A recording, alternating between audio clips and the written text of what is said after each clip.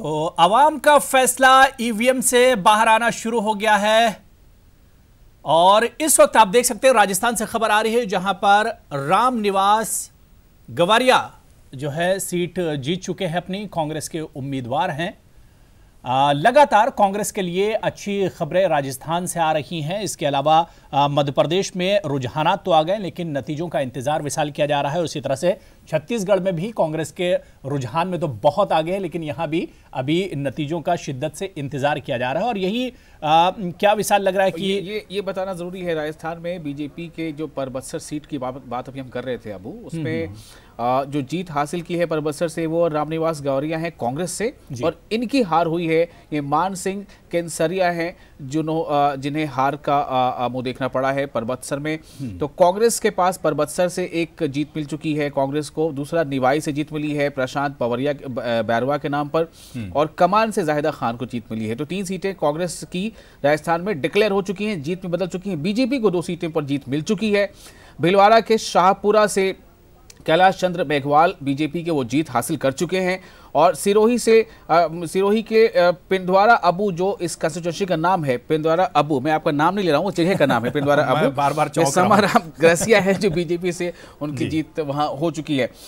मशकूर उस्मानी साहब के पास मैं बहुत कम जा पा रहा हूँ। मशकूर आपके पास आ रहा हूँ। मशकूर, क्या आपको लग रहा है कि ये जो 5 स्टेट का इलेक्शन इस बार हो रहा है, इस इलेक्शन में खास तौर से यूथ का बहुत बड़ा एक रोल है, और यूथ जो है वो किधर जा रहा है, किस तरह की पॉलिटिक्स को यूथ अपना रहा है? वो एडवांसमेंट की तरफ, एजुकेशनल और इंफ्रास्ट्रक्चर उधर जा रहा है, या फिर वो उन लीडरों की तरफ जा रहा है जो मंदिर मस्जिद हिंदू मुस्लिम का राग लाते रहते हैं? बिल्कुल। और विशाल, मशकूर जवाब दीजिएगा, लेकिन इसमें मैं जोड़ दूं विशाल कि अगर राजस्थान की बात करें तो 7 लाख से ज्यादा पहली बार वोट करने वाले वोटर्स थे, और इसी तरह से तेलंगाना में भी जो युवा थे, नौजवान थे, जो युवा थे जिन्होंने पहली बार वोट किया। मशकूर, नए वोटर्स आए हैं और उसके बाद जो ये नतीजे जो आ रहे हैं, जो रुझान अभी सामने हैं, और चूंकि समय अभी लगभग 1 बजने वाला है, और इस समय के जो रुझान होते हैं वो लगभग नतीजों में ही तब्दील होते हैं।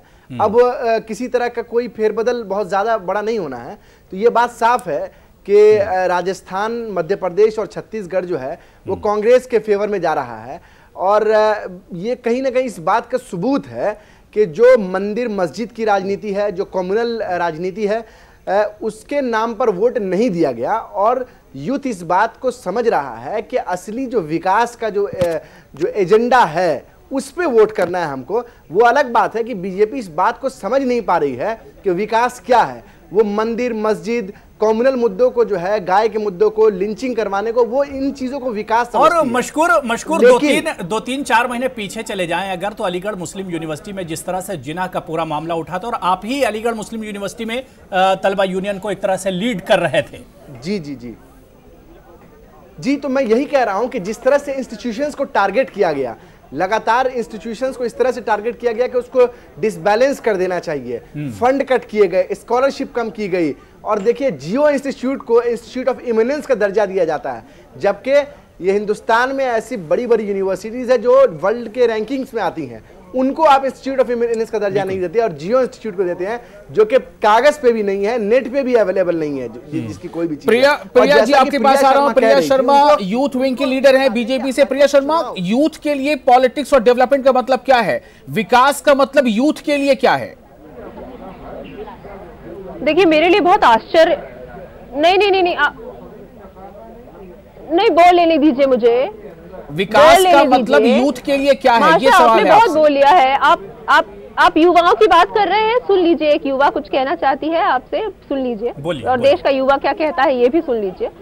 मैं ये बोलना चाह रही हूँ कि आपने बात करी कि युवाओं ने रिजेक्ट किया, पहले तो आप डिसाइड कर लीजिए कि किसने रिजेक्ट किया। दूसरी बात, युवाओं को आंकड़े बहुत अच्छे से समझ में आता है, थैंकफुली।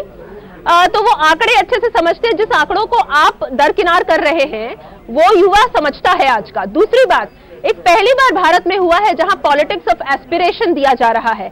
वो युवा अच्छे से समझता है कि भारत की साख अगर बाहर जा करके प्रधानमंत्री ऊंचा उसका जो फ्लैग है वो अगर बुलंद करते हैं तो उसके लिए वो क्या होता है, वो युवा बाहर भी जाता है, बाहर पढ़ने भी जा रहा है, बाहर बहुत सारे इंटर्नशिप्स के लिए जाता है और चीजें जाता है। जब वो वही युवा वापस आता है और कहता है कि मुझे बहुत प्राइड फील होता है कि मेरे भारत की साख ऊंची हुई है, तो उस युवा से जाकर के पूछ लीजिए कि उसने किसके लिए वोट किया। तो ये कोई आंकड़ा अभी तक आया नहीं है कि युवाओं ने किसको वोट किया होगा और किसको नहीं। ऑफ कोर्स वो ज्यादा मार्जिन में इस बार बहुत ज्यादा वोट हुआ है, क्योंकि सिर्फ युवा ही नहीं, आप देखेंगे कि रूरल बेल्ट में भी अगर आप जाएंगे तो महिलाओं ने वोट किया, ट्राइबल बेल्ट में बहुत ज्यादा वोटिंग हुई है, बहुत सारे लोग हैं जिनको बहुत सारी चीजें डेवलपमेंट के लिए मिली हैं। नहीं, आप सुन लीजिए, युवाओं की ही बात है तो पॉलिटिक्स ऑफ एस्पिरेशन जो है वो युवा आज का बहुत अच्छे से समझता है। वो युवा जिसके लिए टेक्नोलॉजी बहुत इंपॉर्टेंट होती है आगे बढ़ने के लिए, ये इसी कार्यकाल के दौरान हुआ है कि टेक्नोलॉजी सस्ती हुई है। कहाँ आप कितने रुपए देते थे इंटरनेट कनेक्शन के लिए, आप याद कीजिए, और कितना जीबी मिलता था और आज कितना जीबी मिल रहा है, कितने जरा से रुपए में। तो ये युवा अच्छे से समझता है कि टेक्नोलॉजी सस्ती हुई है, उसके लिए पॉलिटिक्स ऑफ एस्पिरेशन एक बहुत ही ऐसी चीज बन चुकी है जो अचीवेबल है।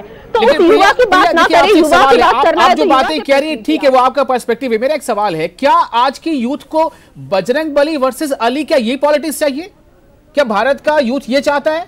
देखिए, मैं उसके बारे में भी, हाँ, मैं ये भी बताना चाहती हूँ कि जो ये एंटायर पॉलिटिक्स थी, जब हम जाते हैं इन बड़े राज्यों में तो सबसे पहले हमने डेवलपमेंट की ही बात करी, क्योंकि हम बिल्कुल कॉन्फिडेंट पहले और बात की बात मैं नहीं कह रहा हूँ, मैं एक ऐसे लीडर की बात कह रहा हूँ जो एक जिम्मेदार लीडर है, जो एक प्रदेश का चीफ मिनिस्टर है, वो अली वर्सेस बजरंगबली बात करे, तो क्या ये है यूथ की पॉलिटिक्स? कि हम डेवलपमेंट की बात कर रहे थे, लेकिन गोत्र की बात कौन लेकर आता है, आप ये बताइए। फिर मेरे सवाल का जवाब दीजिए ना, ये कहता है कि फिर मेरे सवाल का जवाब दीजिए, फिर मेरे सवाल का जवाब दीजिए।